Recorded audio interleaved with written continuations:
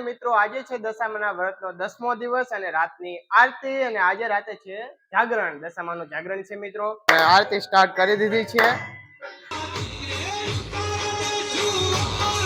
તો મિત્રો અત્યારે 5:12 થઈ છે અને દશામાના પધરાવવાની તૈયારી કરી છે. અત્યારે જો માંડવી ખોલી વાયરી છે અને દશામાને પધરાવવાની તૈયારી કરી છે. અત્યારે તો મિત્રો અત્યારે પધરાવા જાય છે દશામાને.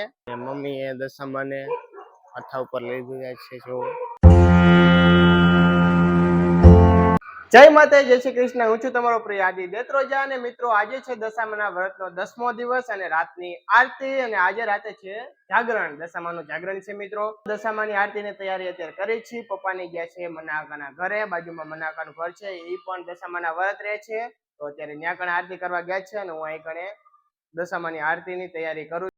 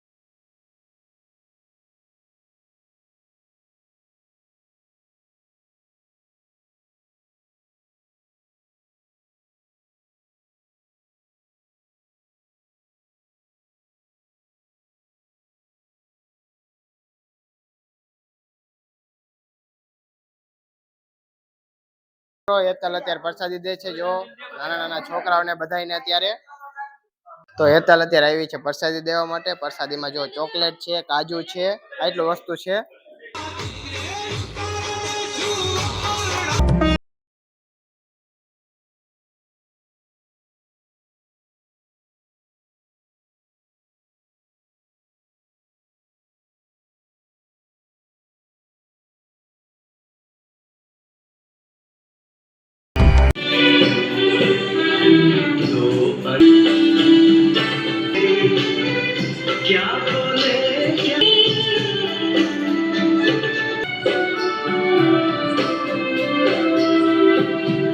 તો મિત્રો અત્યારે 5:12 થઈ છે અને દશામાના પધરાવવાની તૈયારી કરી છે. અત્યારે જો માંડવી ખોલી વાયરી છે અને દશામાને પધરાવવાની તૈયારી કરી છે. અત્યારે જો નારિયેલ ને બધું પધરાવા જવાનું નદીએ છે. તો મિત્રો અત્યારે પધરાવવાની તૈયારી કરી છે. જો દશામાની માંડવી પણ ખોલી વાયરી છે.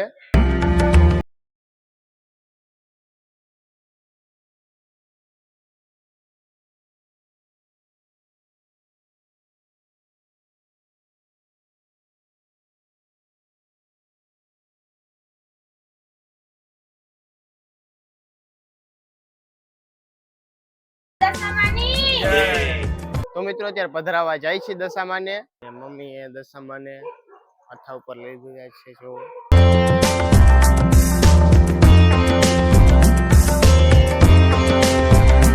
હેતલે બધું આ લીધું છે. શું હેતલ આ બધું? આ પ્રસાદની વસ્તુ છે ને, દિવસની પૂજા પાણી બધી વસ્તુ છે ને, એ છે. બોલો દશામાની જય.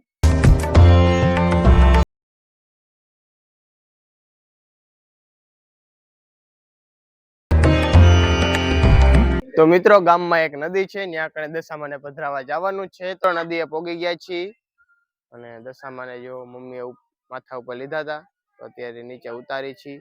નદીએ પોગી ગયા જો ભાઈ. આ કણે એક જગ્યાએ દશામાને પધરાવે છે. તો મના આગાની પણ મૂર્તિ લઈને દશામાની વ્યવા છે જો પધરાવા માટે નદીએ. અને પપ્પાની આ કણે બધી તૈયારી કરે છે પધરાવાની જો.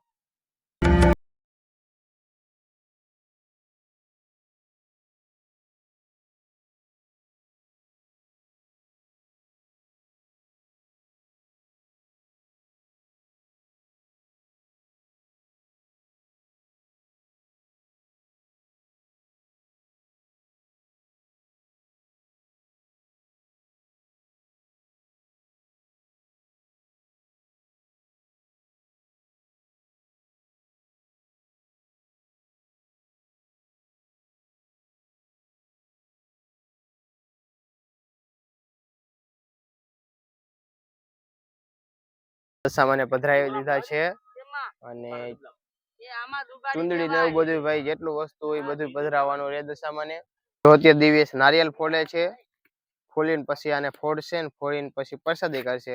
પ્રસાદી મમ્મીએ જો થાળામાં કાઢી વાળી છે, પછી બધી પ્રસાદી લેવાની અને પધરાવીને પછી ઘરે જવાનું જો. અને મમ્મીએ દીવો કરી દીધો છે જો નદીમાં જો.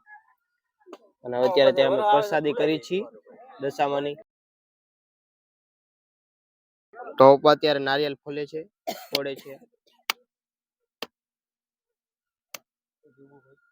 તો મિત્રો અહીં આપણે પ્રસાદી મૂકી દીધી છે અને આ પ્રસાદી એટલી કાઢી છે જો દશામાને પધરાવી દીધી. અને હવે આપણે પ્રસાદી આ લેવાની છે.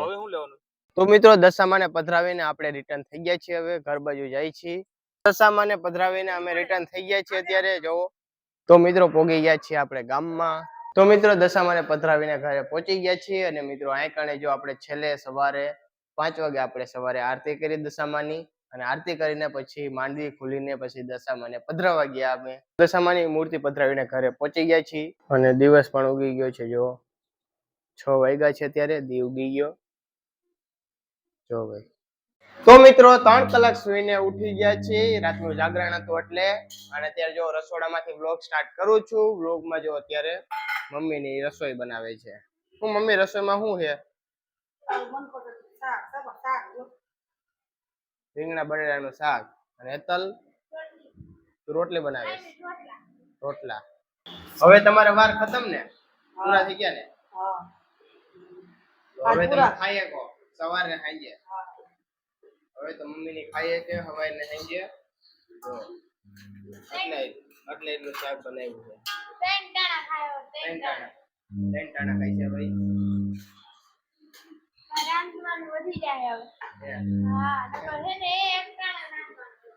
તો મિત્રો બપોરનું જમવા માટે બેઠા છીએ. જમવામાં તો મેં તમને આગળ દેખાડ્યું રીંગણા બટાટાનું શાક અને રોટલી અને જો ભાઈ મરચા પણ છે શેકેલા. તો મિત્રો આ બ્લોગ ને અહીં એન્ડ કરું છું. અને મેં રાતે જાગરણનો કઈ વધારે બ્લોગ ઉતાર્યો નતો, એ તમે જોયું જ છે.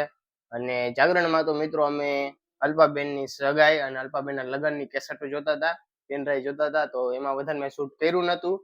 તો આટલું વસ્તુ તમને દેખાડ્યું. અને અમે 15 વાગ્યાની પહેલા દશામાની આરતી કરી. તો હવે મળી જલ્દી નવા વ્લોગમાં.